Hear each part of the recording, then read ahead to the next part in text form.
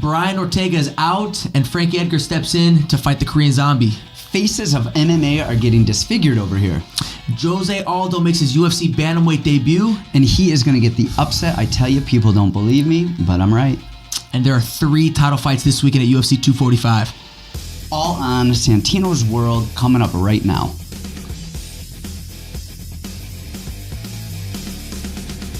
So as always, I am Santino DeFranco, and my co-host, Kamuela Kirk, is here. And he is sick. Flu season has bested him. But the show must go on. The show must go on. And I didn't think the show was going to go on today. Yeah, you called me up, and I was happy yesterday because I thought we were going to do the show yesterday, and I was not feeling well at all. And I said, are we doing the podcast today? I sent you a text. You called me, and you said, dude, I'm sorry, I can't do the podcast. It was the best news that I could have heard all day. I went home immediately after that. I was driving, went home, and took a nice long nap. Woke up this morning. I thought I was feeling better, but then as the day has gone on, I've progressively started feeling worse and worse. So it's just that time of year, man. Everyone's starting to come down with something. Everyone's getting sick. What'd you think of the new intro? I like it. I like that we kind of bullet point. We outline it a little bit. Is that still recording even when... I think it does, right? Yeah. It's still going.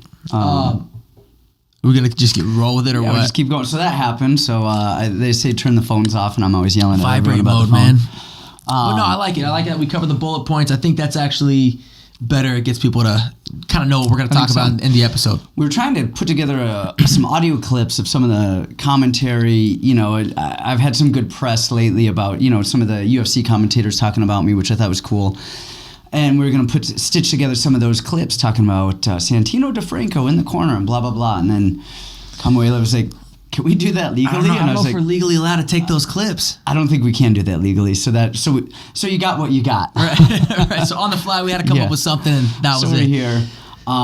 Hey, but real quick, before we get into the show, how was your kids had a Christmas recital? Kids had a Christmas recital yesterday. Which is why you couldn't do the podcast yesterday. Yes, and it was just like every other Christmas recital the world has ever seen.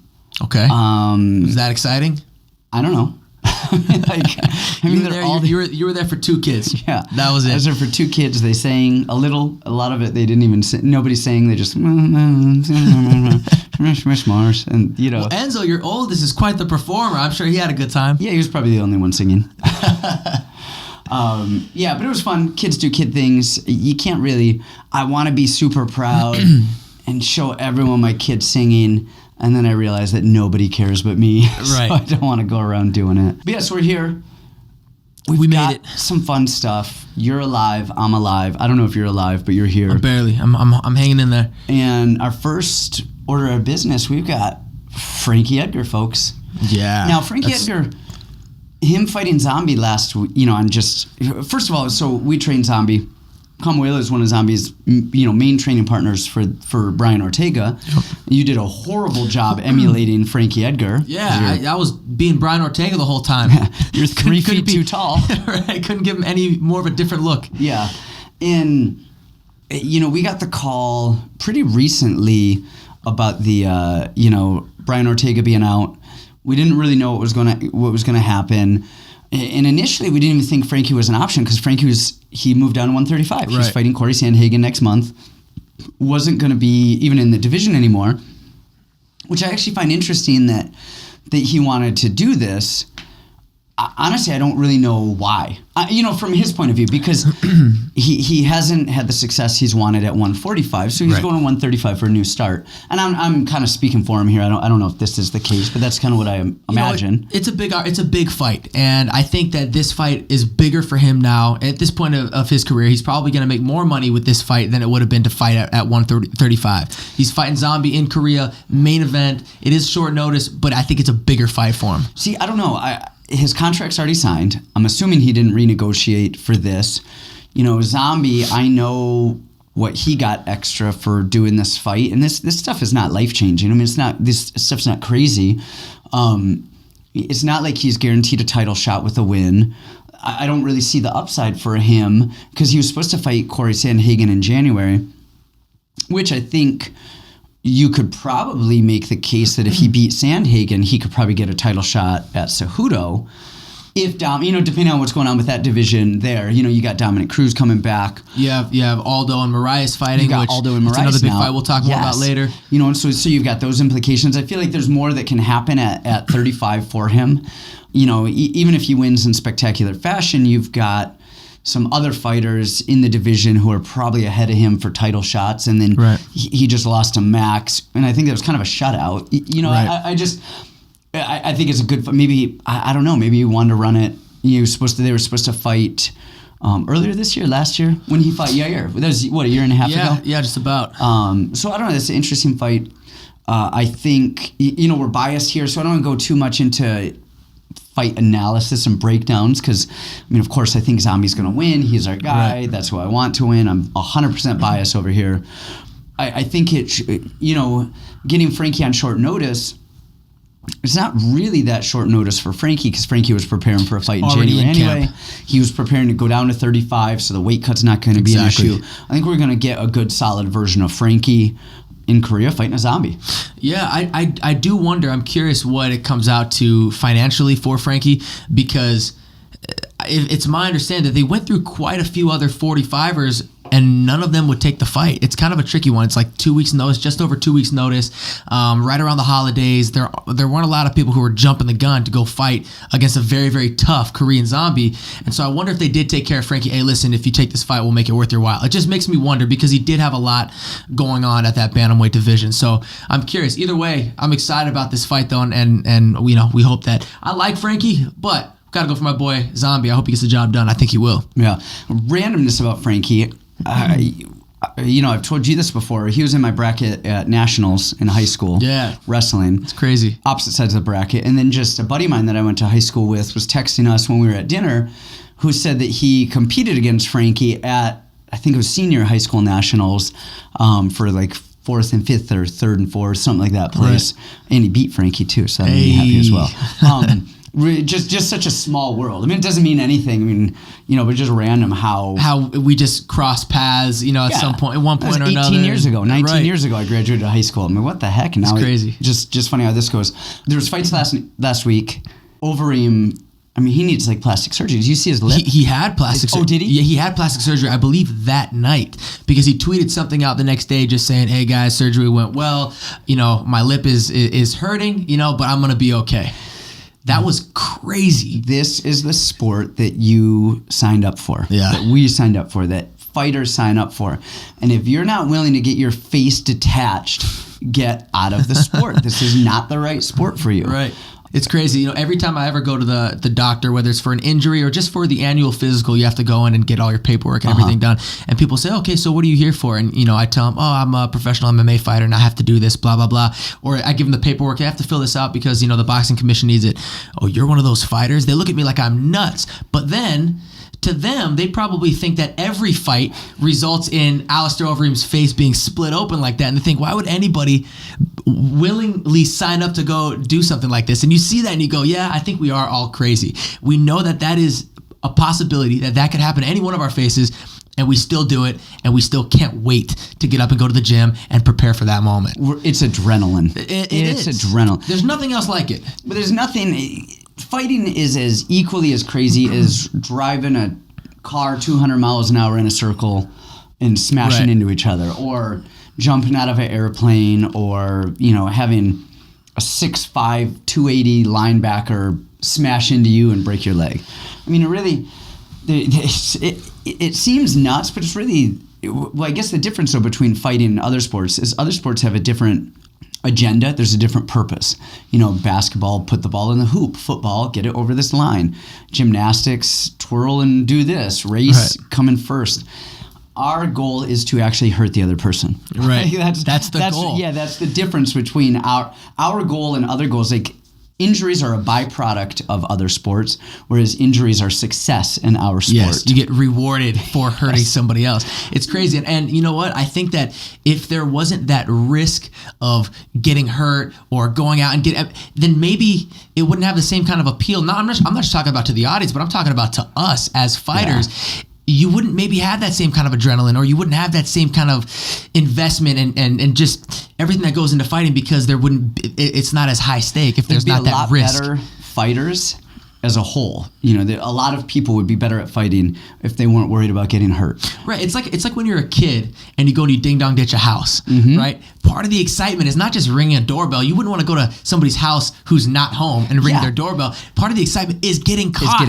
Yes. Right? It's like when you fight. Part of that excitement is I know that this could possibly happen to me, and I want to do everything that I can to make sure it happens to him and not me. Yep. But that's why we love the sport. Henry Cejudo said it really well. His last fight, he lost to Darrion Caldwell. And, he was sad afterwards, upset, but he wasn't. He's like, hey, I'm not going to cry about it. He's like, I'm upset, but I'm not going to cry about it. I know what I signed up for. He's like, I know what I signed up for when I got in this sport. I know what I signed up for when I got 6 of my teeth knocked out of my face during one of my fights. I didn't cry then. I'm not going to cry now. This is what it is. Yeah. And that's it. I mean, this is the sport. This is a sport. And if you're not willing to get your face ripped apart. I mean, that was a gnarly. We'll see if we can put up at least on the YouTube version of this a picture of it or something. But it is crazy. A nasty rip. I've never seen a lip split like that, man. Like a face split open like that. Split open like that. That was crazy. That was going up like to his nose, man. He gave him a cleft palate. I'm gonna get in trouble for that. He gave him a cleft palate. He did, man. That was it. But I think and that shows you fight till the end and you can win from. Pretty much what I believe all the judges had it first 3 rounds to Overeem. So that was Overeem's fight, and 4 seconds left. Yeah, they said it was a buzzer beater, and it was. It was a buzzer beater. Who else just had a buzzer beater? Oh, Dan Moret, one of our guys, just had a buzzer beater. Yes, round 2, right? Yeah, 4:59 in round 2, knocked somebody out in UAE Warriors over there. Shout out to Dan. Yeah, Dan Moret, knocking people out, buzzer beater. But we've got fights coming up. We've got UFC 245. This is probably the biggest card of the year. Absolutely. I mean, 3 title fights. You've got Matt Brown. Actually, some of the fights on him. I think we have Matt Brown and Ben Saunders. Correct. We're not talking about all the fights. We're talking about the fights that move our needle. And Ben Saunders, Matt Brown, 2 guys who have been in the sport for too damn long. Yes. They should have both retired 4 fights ago and 4 years ago. And I don't care because I want to watch it. Yeah, I want to watch I'm Matt excited. Brown. This is one that the casuals might not understand or might not look forward to. But someone, these guys have been around the game. These are vets, man. They've been around. They've been around, and they're both tough, and they're both just gangsters, and they're, gamers. Yep. So I'm excited about this fight. Do you have any predictions? Man, it's hard to say because you've got the old factor in. Once old factor comes in, Father Time. Yeah, I mean, somebody can come in, slip on a banana peel, and it's weird. I think if both of them come in healthy, they're not super chinny, all things, kind of forget physicality for a little bit. I think Matt Brown wins it. Really? I think Matt Brown, is a little bit more comfortable throwing hands. Ben Saunders wants to clinch. He wants his knees. He wants his Muay Thai. But he's also tricky on the ground as well. He is tricky on the ground, but Matt Brown is actually pretty good on the ground these days too. I think the last time he got submitted was Seth Baczynski. Actually caught him in a guillotine. But he's a wire. Who did he beat? He beat Stephen Thompson, taking him down. I mean, Thompson's no world beater on the ground, but I think Matt Brown, I think he's just a little crazier, reckless. Like, I think... It's funny because I feel the same way about Saunders. I think Saunders is kind of crazy and kind of reckless, and he's long and he's lanky and he has that nasty clinch, and if it goes to the ground, I feel like I give him the edge. I don't know. That's why it's an exciting fight, because it's I don't know who's going to win the fight, but if I had to throw my money down, I'd probably put my money on Saunders. On Saunders? Okay. Next up, who do we got? So next up, we have...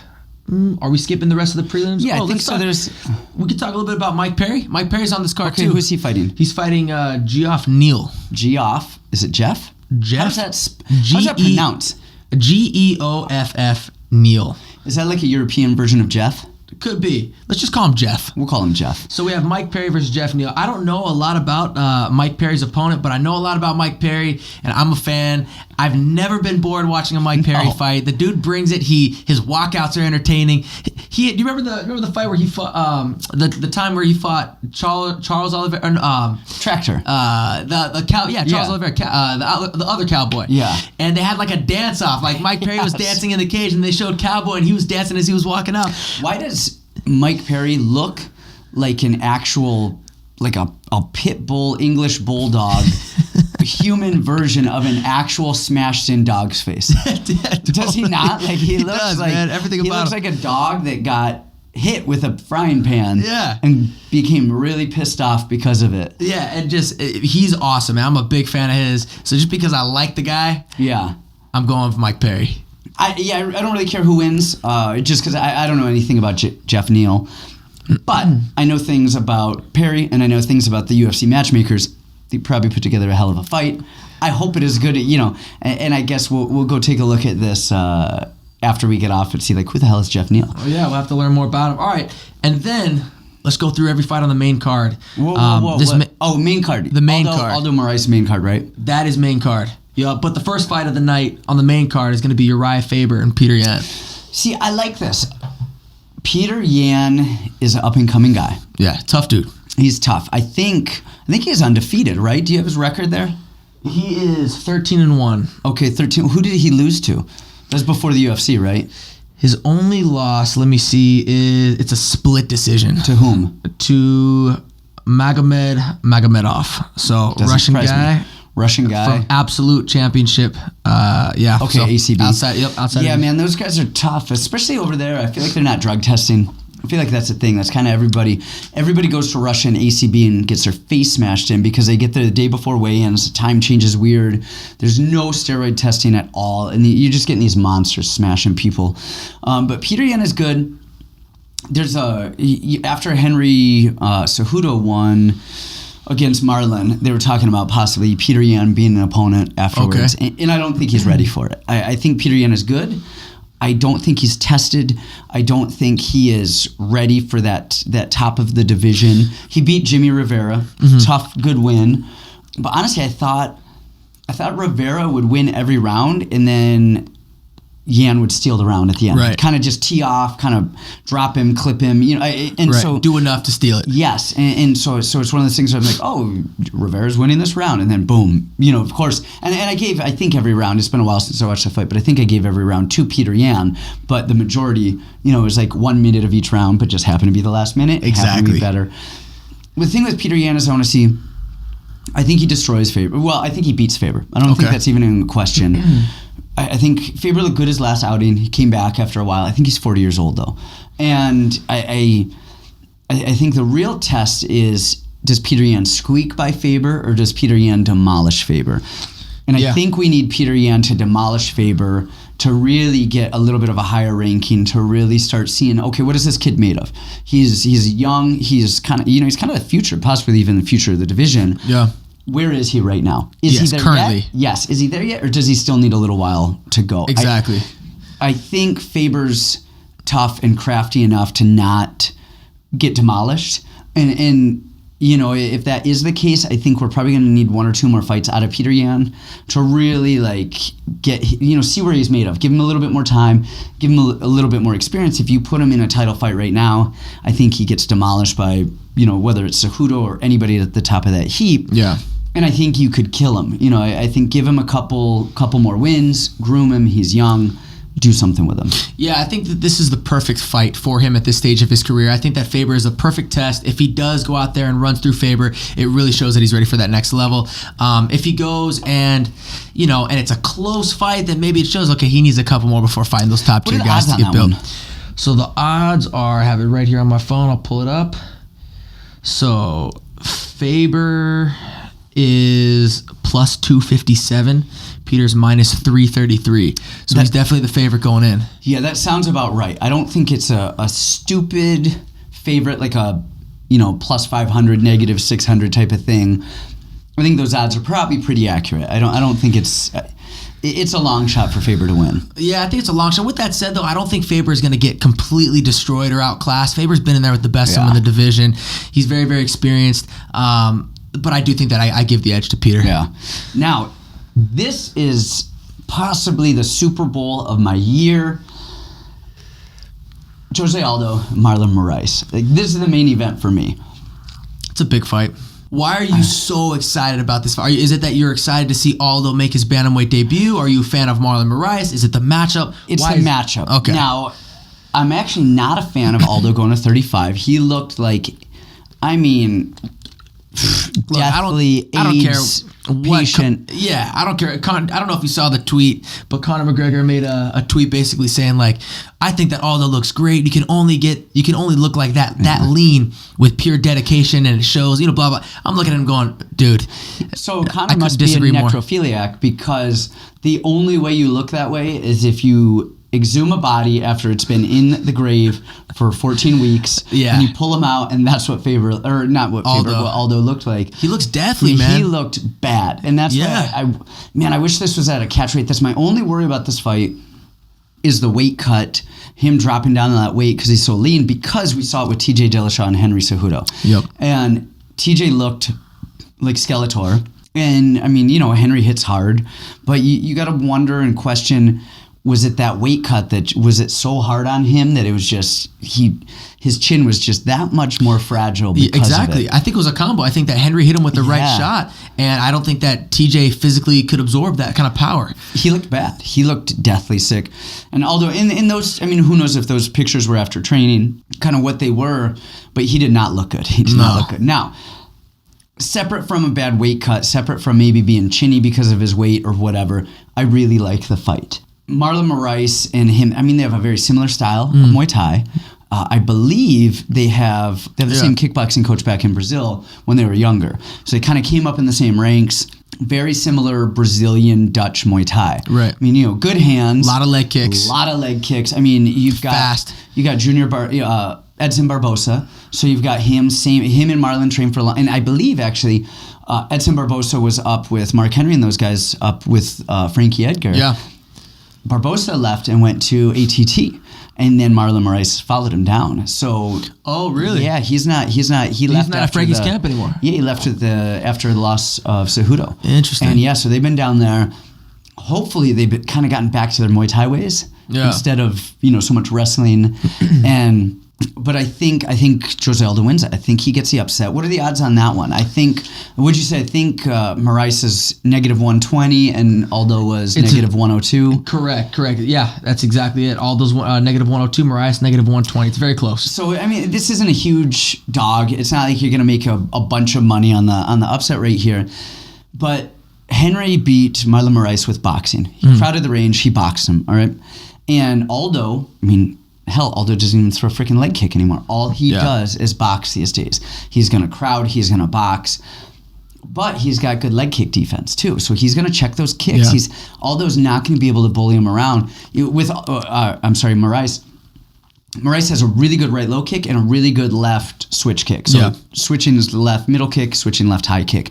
I don't think that's going to be as much of a factor with Aldo. And then I think Aldo easily outboxes him. Really? I think he's going to get in there, outbox him.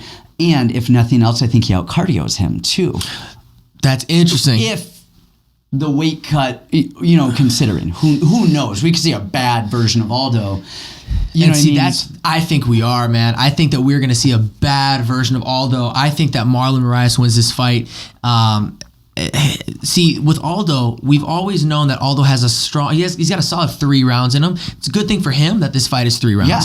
He doesn't need 5. He doesn't need 5. But the thing with Aldo is we've always seen what's always been up in the air with Aldo has been his cardio. Is he going to start to slow down in those later rounds? Now, but I got to interrupt there. In the later rounds, I think it is his cardio a little bit. One, he's going against guys like Max Holloway, who are known for their cardio, pressuring. So you got to give him a little credit for that. It's not his cardio that I am worried about. It's his output. I feel like he just slows down. Like he'll start really fast, but then his output, not even being tired, he goes from wanting to fight and wanting to win to pulling back and kind of letting the other person take advantage of the fight. Don't you see the correlation there? Like maybe he's getting tired, so his output starts to slow down. Yeah, but I see that even in the second round. I see that even before I think he's tired. I think Aldo's cardio, I don't know if it's necessarily an issue. I think it does become an issue later in the fight, but I don't think that's why we see him slow down. I think he is too guilty of letting the other person push the action of the fight, and then he ends up fighting I wouldn't say a defensive fight, but a reactionary fight where he kind of comes out of the gate offensive and proactive, and then kind of really quickly settles back into defensive and reactive. Kind of lets the other people take the pace. And I think that comes with too many years, too many miles. I think young fighters, you see, they just go out there and they try and win fights. And older fighters, you see very often try to not lose lose fights as they progress through their career. But I just, if you look back at all those losses, he's got 2 to Max Holloway. Volkanovski just beat him, and that was a good fight. Yeah. And Aldo had some good moments in that fight.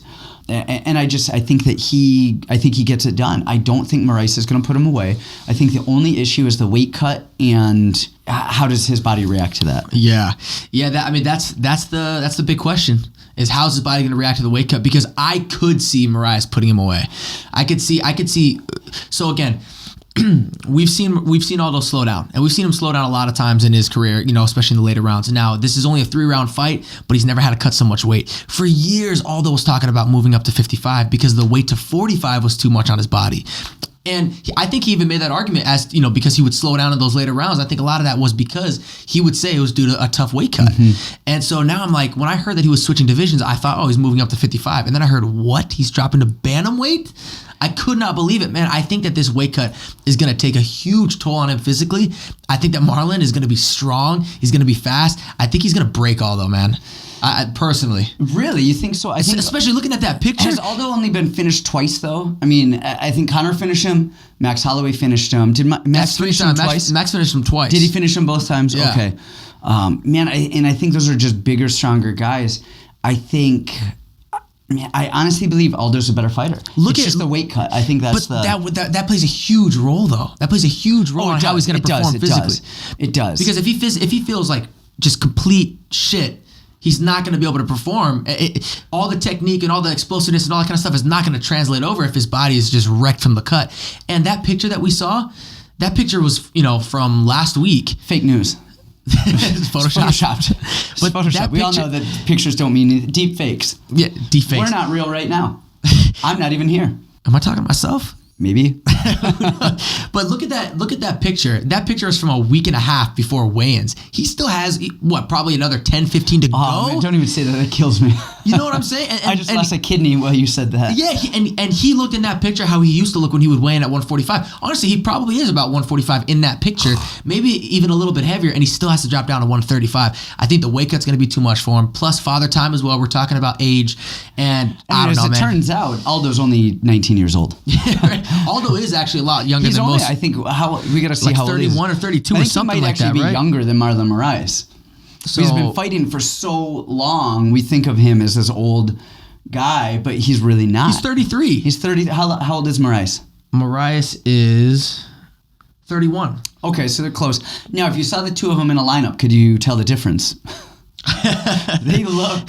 I mean, you have to look for the scar. Yeah, you look for the scar and you're good. Otherwise, from the back. If you look at them, they're facing the other way. You couldn't tell. So yeah, man, I gotta go with Moraes. Plus, remember, Moraes is coming off of a loss to Cejudo. This is his first fight back. Fighters, after they come back from a loss, are motivated, are hungry. There's no way in hell he wants to lose twice. But I've got a weird thing. Fighters that fight for the title, their next fight back, they always lose. That's all. I mean, go look. People fight, they lose to a title shot, and more often than not, they win on their comeback fight. They lose on their comeback fight. It does happen quite often. I don't know. I just don't see it with this one. I don't see it. I think Marlon gets the job. Not to talk about this fight too much, but why is Aldo doing this? He was having success at 140. I mean, now he lost. Maybe this is why. He lost against Max twice. Maybe he realizes, you know what? I can't be the champion at 145. And he lost against Volkanovski, but he had some good wins. Beat Jeremy Stevens with the body shot. Yep. Had some good wins even after losing to Holloway. But maybe he's like, that's it. I think people try and reinvent the wheel. They think they need to go up a weight. They think they need to go down a weight. When in reality, maybe it's just a skill set, work. Maybe he needs to switch some things up in his game plan. Exactly. Switch some things up in his life, when I say life, I don't mean like his personal life, but I mean his training life. Let your body rest. Take some time away. Right. Come back. Focus on some different aspects. Maybe, I think it would probably be a lot easier for him to get back to his leg kicks. Right. The things that made him dangerous at the get of the sport, things that people feared in the first place. The flying knees, the elbows, the kicks. I think it's a lot easier to do that. It should be easier. It seems like it would be easier, but it's easier to cut an entire division, to put your body through hell, which is actually way harder than getting out of a mental set in breaking that set and actually doing stuff that you were doing before. Yeah. I mean, you have to look at what is the purpose of a weight cut? Why do people cut weight? And the reason is it's a physical advantage, right? Yes. We don't fight at our walk-around weight because if we're fighting at our walk-around weight, we're going to end up realistically fighting somebody who's 20 pounds heavier than us come fight night, right? Because they drop down. He's not doing himself a favor, I feel, anyways, cutting down to 135. I don't think he is. He's taking away his physical edge Yep. and whatever kind of advantage that he had at 145. He's killing all that, in my opinion, by dropping down to 135, which is why I just don't see how he could win this fight. He's not losing because he's smaller than people. He's losing because they have a technical advantage over him. Yes. And so work on your technique. But we see it all the time as humans. It is easier for people to lose weight for, say, 2 weeks, 3 weeks, a month. They'll lose 15 pounds. All right, but then they gain it all back. It's hard. It's excruciating, this and that. It's harder for people to just diet and exercise every day, all day, day in, week out, those long, to change a lifestyle than to just crash into it. And it's easier to crash your way down a weight class than to change your mental thought process. Right. And I think that's what Aldo's doing. He's like, if I go up, if I go down, if I this or if I that, if I do this extreme thing, how about you just, work on your boxing a little bit, throw a kick, whatever technical thing, that we want to pick apart. Maybe he just thinks, you know what, I dropped down, I beat Marlon Moraes, who just fought for the belt, and it puts him right back there at title contention. Maybe he gets a fight with Henry. Maybe. Actually, I think we should see him fight Frankie Edgar. Yeah, after the fight with Zombie? Yeah, I think they've at 135. At they 135. Fought at 45. Frankie actually probably is the only one to claim I should drop a weight class because I'm too small. Because he legitimately should probably be a 35er. He's a good example of what I was saying a minute ago. He was at 55 for most of his career, won the belt there. Yeah. Went to 45. Had a ton of success. Yep, had success at 45, was still undersized there. If he goes to 35, that'll be his probably the weight class that he should be in. I'm excited to see. I hope that after this fight, I hope that Zombie wins this fight, and I hope he sends Frankie down to 35, which is where he should have been fighting at his entire career. Yes, 100%. And then I want to see what Frankie does against people his own size. Because he's had so much success fighting these monsters in weight classes, 1 or 2 weight classes heavier. I wish he would have done it 8 years ago. Frankie's 38 now. Yep, I agree. Father time, say he gets into a war with Zombie. They go 5 rounds. They punch each other's brains in. He just went 5 rounds with Max. They punched each other's brains in. Like, how many more battles can you have like that at 38 years old? And that's just in the fight. That does not include fight camp. That does not include training and sparring. Yep. So, yeah. Okay, let's move on. So, next fight on the card, we have, we start getting to the title shots, right? The title fights. We have Amanda Nunes and Germaine de Randamie. I think Germaine is gonna. She's a technical kickboxer. She actually trains with a guy that I know well, Paul Lameth, who comes down for Henry Cejudo's camps. Is one of the kickboxing coaches. Kind of a renowned Dutch kickboxing coach, and I think she is probably the most physical human in that division besides Amanda. And you have Cyborg, but I think Cyborg. She's up a division anyway. Correct. But I think Germaine did not want a piece of Cyborg at 145. No, she did not. No, she did not. She actually had that belt at 145, and then when she found out she was fighting Cyborg, she vacated. She vacated the belt to avoid Cyborg, which I think is very telling. Man, could you imagine that? Like that's No, I cannot. Now, this is a rematch. So they fought before. Yes. And Amanda Nunes won, and she won early on. She won in round 1. And this was back in 2013. So they've both, they're both completely different fighters now. I don't know if it's round 1, but I think the outcome is similar. Amanda's going to win with her boxing. I don't think it actually ends up being a physical fight in terms of a lot of grappling, a lot of physicality. I think it comes down to, Amanda's boxing is cleaner. I think Germaine is going to come out and kick. She's got some, and she's tall too. It seems like she's taller. It seems like she's lankier. I think she's going to come out, try and kickbox, but I think Amanda's going to have none of it. And I think it's going to be her boxing. I think probably... I don't think this is going 5 rounds. I think this is going 3 tops. But Amanda fades a little bit. If she can squeak out into that late 2nd, 3rd round, 4th round, she might be able to pull an upset just off of grit coming in that 4th and 5th round. My prediction may be unpopular. I actually think that Germaine gets the fight, gets the win. I think she gets the job done. Do you think she finishes, or fourth and fifth round she comes on hot? I think she finishes in the fourth or fifth round. Okay. Because I think that Amanda's going to fade. If you look at Amanda, it's funny. This wasn't an easy fight for me to pick because there's something to be said about being the champion, especially the champ. She's the champ in 2 divisions, coming off a win against Cyborg, coming off a win against Holly Holm, and the way that she's doing it, she's beating the best women in the world in dominant fashion, and she's doing so early on. She's got the confidence, she's got the momentum, right? So there's something to be said for that. But she's beating these women very, very early on in the fight. I just wonder if in the later rounds, because we have seen Amanda fade, I wonder if that's what's going to happen. And Germaine is a very talented, very tough fighter, and she's a technician on the feet. So I think that if she can just make it past rounds 1 and 2, I think 3, 4, and 5, she starts to put the pressure on and starts picking Amanda apart. That's kind of how I see the fight going. And this is going to be as sexist as can be. Women's MMA is a little bit more volatile than men's. It's a little harder to call.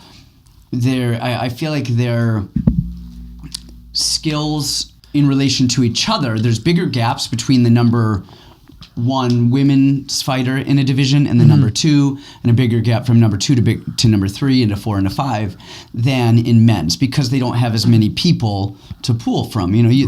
Same with like MMA. More shallow divisions. Exactly. You're going to have a tighter race in boxing than you do in MMA because there's more people in the division. The more people you have in a division, the closer those top guys are going to be. And when you have divisions that don't have that many people, we don't have women from all over the world.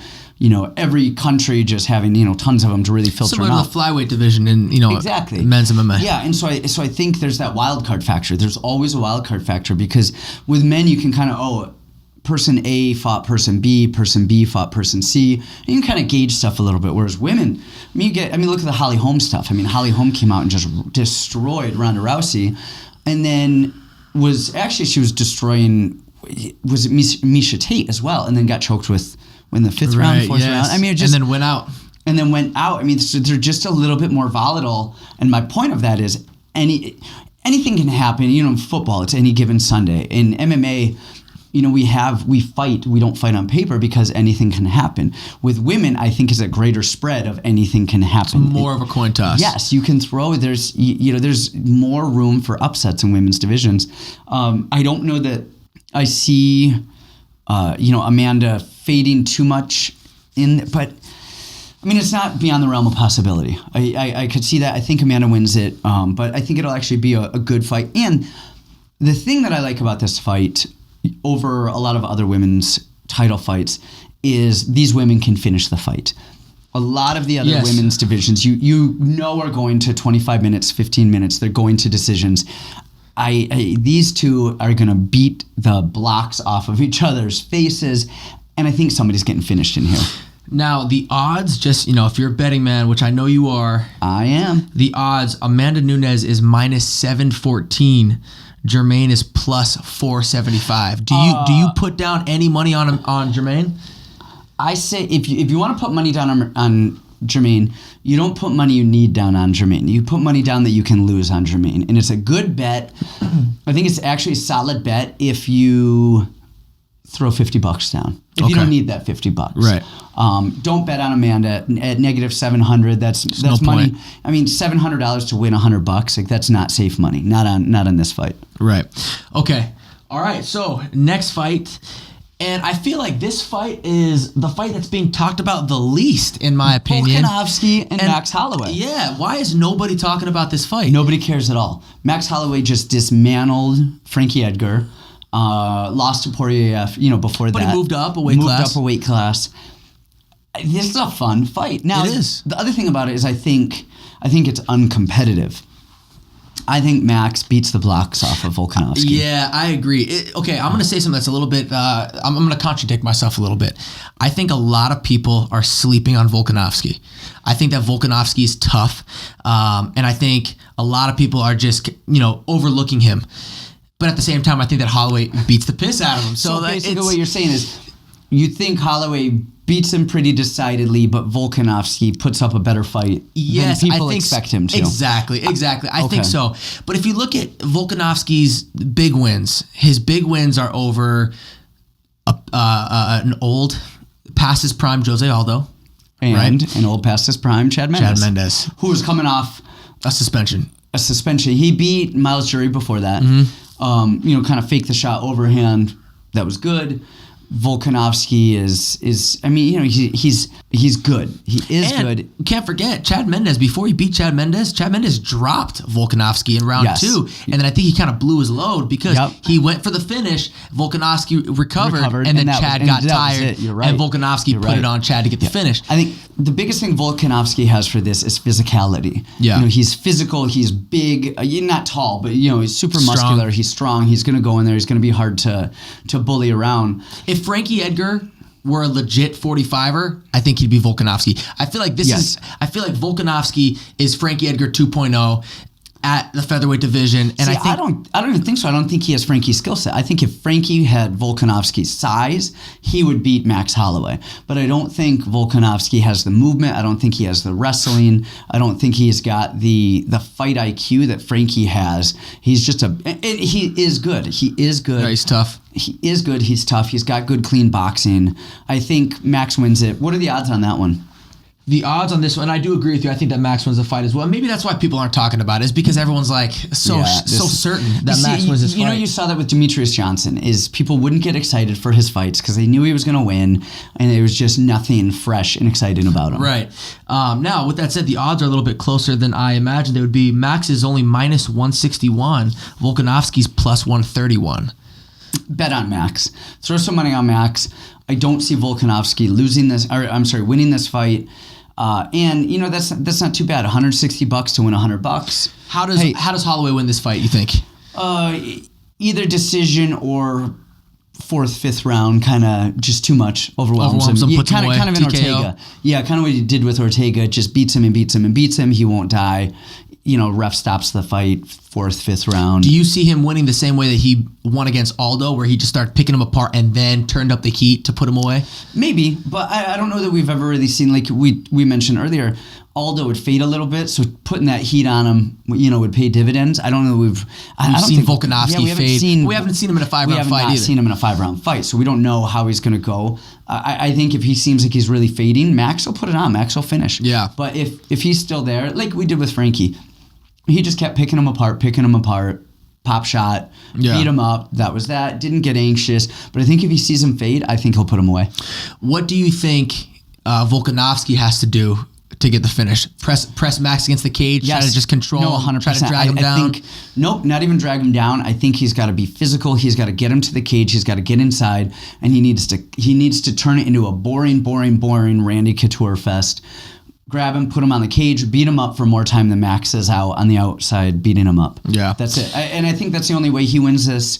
I mean, again, anything can happen, coin tosses, you can Hail Mary some stuff. Right. That's not you shouldn't, this is why, NFL teams run the ball 3 yards at a time, 4 yards at a time, 10-yard passes, and everything they do isn't a Hail Mary. Right. Because that's not a winning strategy. You should not be Hail Marying, for 4 quarters, and you shouldn't be expecting to Hail Mary a fight to win a title. Yeah. And I think that's his only shot. Yeah, you're right. I think Max wins. I think it's going to be Max Holloway versus Frankie Edgar. That same type of performance I think we're going to see from Max again. But I think it's going to work. Volkanovski has better power. He does have better power. Yeah, I just don't see him getting on the inside. Max, his range, his distance, he fights so well. And I think Volkanovski's going to have a hard time getting on the inside. I think you're right. And Frankie's shorter. Frankie is a wrestler. We saw Max with a really wide stance, really kind crouched of low down, guard, low hands. We're not going to see that, I don't think, as much with Volkanovski because I don't think he can pose the same wrestling threat that Frankie did. And so I think Max is going to open up his hands a little bit more. And I think we'll actually see a lot more output out of Max than we did with Frankie because he doesn't have that same threat. He's not as threatened by the takedown. Exactly. All right. And the last fight on the card, the main event, is Covington versus Usman. Which, at this point, I don't want this fight to happen because I need the shit talking to continue. I don't want that to stop because that, honestly, is going to be the most exciting part about this fight is the pre-fight the post-fight, the talk, the run-up, the fight itself is going to be boring. Like, go. Wrestling match, you think? Not even a good wrestling match. It's going to be clinching, pushing each other up against the fence. It's going to be punch, clinch, lean on the cage, push somebody on the cage back and forth. Who controls it, wins the fight. Yeah, I think the same thing. Who do you think wins this one? I'm going against all odds here, and I think Usman wins it. That's what a lot of people are saying, actually. But Covington is the favorite. People are a little bit too wowed with Covington's performance over Robbie Lawler. He looked great. He was active, and he threw a lot of punches. He landed, I think, the most punches ever in a fight. Robbie's a little older, a little slower, and I just don't. He's not going to do that to Usman. So you think Usman wins striking? You think he wins in the wrestling? Where do you think he wins this fight? Usman wins because Covington is a poor man's version of Usman. And Covington is going to... I initially, when the fight was announced, I thought Covington wins this fight. I'm like, all right, he looked great against Robbie. And then I actually went back and watched his fight with Robbie Lawler and Rafael dos Anjos. He's going to lose. He's gets in there. His boxing's not bad, but he has zero power. Yeah. Throws with zero intention to hurt anybody. Right. Just use it to close the distance, punches. Yeah, he peppers, and then he'll shoot from China. I mean, he'll shoot from way out, really bad shots, kind of climb, build his base back up, push it to the cage, clinch, hang on people, separate, throw. He is not, now, I believe he was national champion at, junior college national champ at Iowa Central. I knew he was at Iowa Central. I thought he was a junior college champion there. Then he went to Oregon, All-American at Oregon. And then on the other side of that, wrestling credential-wise, you've got Usman, who was a runner-up, I believe, in D2. He wrestled at University of Nebraska-Kearney. The wrestling is going to cancel each other out. Right. It's funny. If you look at them stylistically, they're both so similar. Even their records are the same. They're both 15-1. The difference, though, and this is the big one, is Usman throws to hurt you. Covington throws to get on the inside and pepper. And physically, Usman is so much more physical than Covington. But who is Usman hurt on the feet? Nobody, but he'll throw. That's my point. Is he's going to throw harder than Covington. Covington's going to try and clinch. It's going to look sloppy. It'll look a little desperate. And then I think Usman's going to win that clinch game on the fence. I think he's just more physical. I think he's a little bit bigger, stronger, and is going to be able to control that boring fest that we're going to see, which is going to be, it's going to be tiring as shit because they're going to be clinched up against that cage the whole time.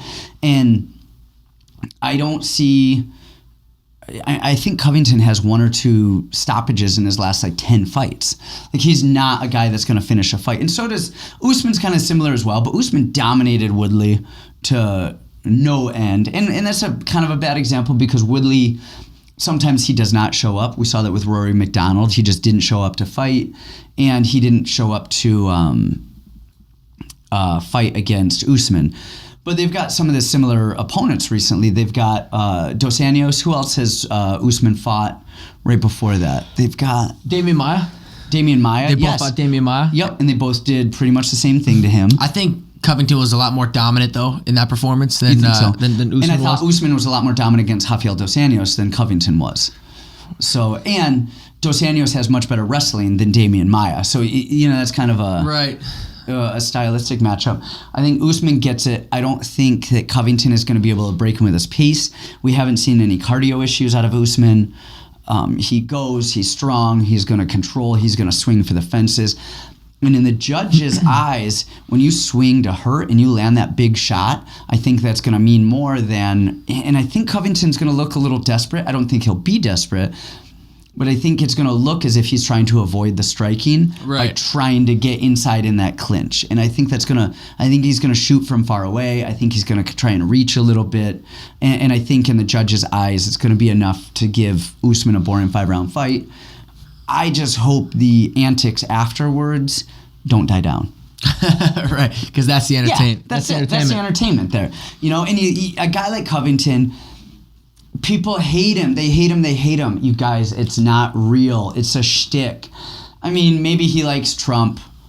All right. Does Trump show up to this fight? Is Trump going? That is quality. I doubt it, but it's a shtick. He doesn't really act this way. I actually know people that train at ATT that came in and were talking about him recently, and they're like, he's not like that at all. He's a super nice guy. And he even said there was an interview recently. He was talking about they were going to cut him after the Damian Maia fight. They just weren't going to re-sign him. His contract was up. They weren't going to re-sign him. And then he said, that Brazil was disgusting. He went full ham. It went viral. And then the UFC was like, we can't cut this guy now. And that is fighting. People don't realize. You've got two options. You're the best ever and you never lose, or you're entertaining. You have to make people care. You have to make them care. Or you cannot lose, because if you lose, then they will cut you. But if you just keep winning, they won't. It's like St. Pierre. People a lot of times, they were really critical of his style. They said he was really boring, but he would not, lose. Yeah. Even Demetrius Johnson. They were really critical of him. The UFC did not like him. He was always in a fight with the UFC, but they could not cut him until he lost. He lost to Henry, and then they immediately got rid of him. Right. Lost one fight, was gone. You look at Chael Sonnen. Has he ever won a fight? Right. And fought John Jones and Anderson Silva. I look at Conor McGregor, and I look at what he did when he came in and how quickly he rose to fame and got a title shot. Look at what Max Holloway did. Max Holloway was on a 10, 11, or 12 fight win streak before he even got a title shot.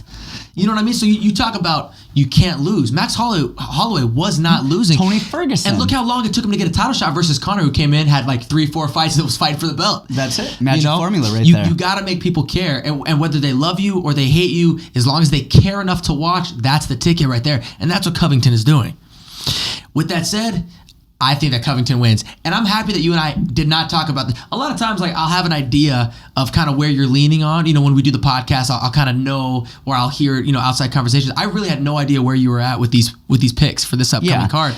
And I'm happier that way, because all of these picks are a surprise to me. And so I didn't know who you're going to choose, but I actually choose Covington. And I choose Covington for almost the exact same reasons that you choose Usman, which is funny because they do have very similar styles in the way that they fight. And I would agree with you that I think that Usman does throw more power with more intensity. I think that Covington is going to put a pace on Usman that Usman is just not used to. And if you look at both of their records from the last 6 fights. See, wait, I got to interrupt, because he's going to try and put a pace on.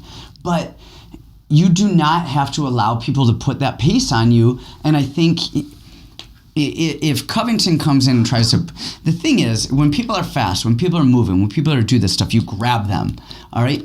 Usman is going to grab Covington, and he's going to slow him down. He is not going to allow him to put that pace on him, because he's going to clinch him. He's going to hang on him. He's going to put him up against the fence. We'll see, man. I mean, Damian Maia is one of the best grapplers in the world, and Damian Maia couldn't stop Usman or Covington. So I think it would be presumptuous to say that either one of them, Usman or Covington, is going to stop the other guy from being able to impose their will. See, I think this is going to be... I think Covington is going to engage in the clinch, and I think that's going to work poorly for him. I think he's going to lose those clinch battles. So if he wants to engage in an area where Usman is going to beat him, I think unless they end up flipping the script second, third, fourth round, he's going to win the fight for Usman. We'll see, man. We'll see. I think that Covington, I don't know. I think that Covington gets the job done just because he's been so dominant. But I will say this too. The last 4, 5 Usman fights, I pick against Usman every time, and it's not a personal thing. I just look at the matchups and I go, oh yeah, I think that this person should. Oh, he's fighting Damian Maia. I think he's going to try to take Damian Maia down. I think Damian Maia is going to submit him. Damian Maia is going to beat everyone, and then when he doesn't beat people, I'm like, yeah, I really thought Damian Maia was going to win this. And that's how I feel. That's how I felt with the last 4 or 5 Usman fights. So me saying that I believe that Covington wins this fight means that everybody who's listening to this should probably put their money down on Usman, because Usman's probably going to win. Now, all right, so let's recap this. You've got Ben Saunders. Yes. I've got Matt Brown. Correct. We both have nobody in Mike Perry, except for the fact that it's going to be a good fight. Yep. You've got Marlon Moraes, and I've got Jose Aldo. Correct. Man, you've got... I have Jermaine. You have Amanda. I have Amanda. We both agree on Max, and we agree on how it happens, and we disagree on Covington Usman. And we both have Faber losing this fight against Peter as well. Peter Yan, yeah. So let's break it down. You've got Saunders. I've got Brown. You've got Jermaine. I've got Nunes. Amanda. And you've got Covington, and I've got Usman. I and have you've got Moraes, and you have Aldo. Okay, so that's 4 fights right there. So those are the 4 we got to watch. Yeah, we got to pay close attention. And I do want to say that out of all of my picks that I've ever made on this podcast, I've only lost one. Really? That's Did you correct. go back and look at all of this? No, I kept track though. Did you? I did. I kept track. The only fight that I lost, the only prediction that I lost was Weidman beating. Who did he just fight? Dominic Reyes. Exactly. I picked Weidman. Is You that really? picked Reyes. Yeah. Other than that, all of my fights have won. Oh, and I also lost the Diaz fight. I chose Diaz. You chose Masvidal. So I've lost twice. All my other picks have won. We're gonna have to keep a tally. Running tally. Yep. And after that, there's not really anything till... Just after this, we just have Zombie Edgar next weekend. Yeah. Zombie Edgar. But we also have a lot of other guests coming on in the near future. We've got Brett, the glute guy, Contreras, who's coming on. He's a PhD. I am excited for that one. I'm excited for that. That's going to be a great episode. He's a PhD in kinesiology, and he's one of the smartest guys I know. We've also got, I've got John Rosenberg, who is a neurologist. He is at Columbia University College now. And we're going to be talking about CTE, and CTE in regards to weight cutting and traumatic injuries. And then we've got some other guests that are coming on too. So subscribe, like, share, listen, review, and we'll see you next time. Kamuela, feel better? Thank you, guys.